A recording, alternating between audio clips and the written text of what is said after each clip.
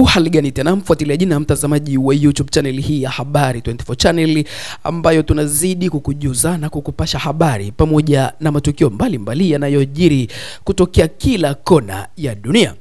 Rais wa Ufaransa Emmanuel Macron anadaiwa kujaribu kushawishi mkutano ujao wa uchaguzi wa papa ujulikanao kama conclave ili kumuunga mkono mgombea kutoka Ufaransa kuwa papa ajaye, kwa mujibu wa vyombo kadhaa vya habari vya kihafidhina huko nchini Italia. Ripoti hizo zilitolewa baada ya mikutano kati ya kiongozi huyo wa Ufaransa na baadhi ya makardinali wapiga kura pamoja na kiongozi wa harakati yenye ushawishi mkubwa ndani ya kanisa Katoliki kabla ya mkutano huo wa kumchagua mrithi wa Papa Francis. Macron alikula chakula cha mchana na wanne kati ya makardinali watano wenye asili ya Ufaransa, akiwemo askofu mkuu wa Marseille Jean-Marc Aveline, Jumamosi iliyopita pembeni mwa mazishi ya Papa Francis. Kiongozi huyo wa kanisa Katoliki alifariki Aprili 21 mwaka huu. Ijumaa iliyopita, rais huyo wa Ufaransa pia alikula chakula cha jioni katika mgahawa mmoja mjini Roma na Ande Riccardi, ambaye ni kiongozi wa jumuiya ya Sant'Egidio, ambalo ni shirika lenye nguvu ndani ya kanisa Katoliki lenye wanachama zaidi ya 70,000 katika nchi 74, na ambalo linadaiwa kuwa na ushawishi kwa baadhi ya wajumbe wa mkutano huo ujao wa uchaguzi wa papa.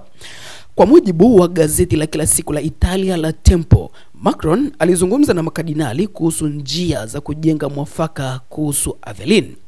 Gazeti hilo lilimtaja kardinali huyo, ambaye anachukuliwa kama mmoja wa wagombea wa nafasi ya upapa, kuwa mwana Ulaya wa hali ya juu, mpinzani wa utaifa na mmoja wa wanachama wa kiliberali zaidi wa mkutano huo.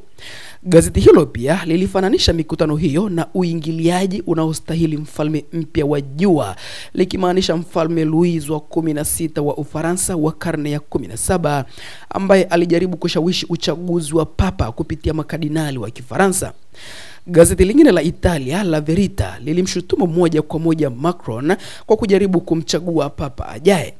Ikulu ya Elysee ya Ufaransa haikutangaza rasmi ajenda ya mikutano hiyo miwili.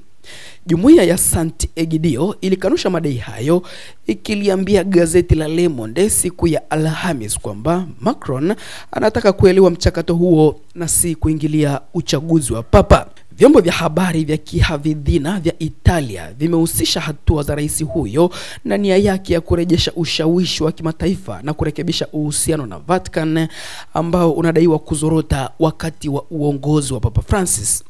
Madai hayo yamevutia vyombo vya habari vya Ufaransa vikiwemo Le Monde, ambavyo vilisema wenzao wa Italia wanaeneza uvumi, ambayo ni ishara ya kutoaminiana kati ya Paris na Roma. Mkutano wa uchaguzi wa papa unaohusisha makardinali 135 unatarajiwa kufanyika Vatican Mei 7 ili kumchagua papa mpya. Tutazidi basi kukujuza zaidi na zaidi kile ambacho kinaendelea uchaguzi huo wa papa unaotarajiwa kufanyika kuanzia Mei 7 mwaka huu. Kama bado hujasubscribe kwenye YouTube channel hii, unaweza ukafanya hivyo kwa kubofya neno subscribe, na tutaendelea kukujuza zaidi na zaidi habari pamoja na matukio yanayojiri kutokea kila kona ya dunia.